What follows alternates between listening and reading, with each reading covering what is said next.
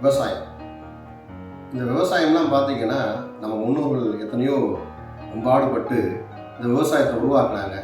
நிறையா தாவரங்களை உருவாக்குனாங்க. ஆனால் இன்றைக்கி விவசாயமே இல்லை. அந்த விவசாய நிலம்லாம் பார்த்தீங்க அப்படின்னா அழிஞ்சு போச்சு. எல்லாம் வீடு கட்டிட்டாங்க, ஃப்ளாட் போட்டாங்க.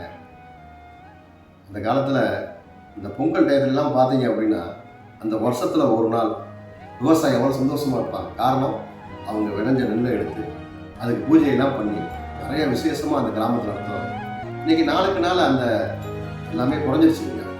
காரணம், வள்ளலார் அன்றைக்கே சொன்னார், வாடிய பயிரெல்லாம் கண்டு கலங்கினாராம். இன்றைக்கி பயிரே இல்லை, அப்புறம் எங்கே வாடுறது? எல்லாமே அழிஞ்சு போச்சு. விவசாயம் பண்ணுறதுக்கு பணம் இல்லை மக்கள்கிட்ட. விவசாயமும் போச்சு, விவசாய நிலமும் இல்லை. அவங்கவுங்க பார்த்தீங்கன்னா ஊரை காலி பண்ணிட்டு எங்கேயோ போயிட்டாங்க. ஆனால் விவசாயம் இல்லை அப்படின்னா இந்த நாடும் செழிக்காது, நம்மளும் இல்லை. முடிஞ்ச வரைக்கும் விவசாயத்தை காப்பாற்றுவோம். சிவாய நம. திருச்சிற்றம்பலம்.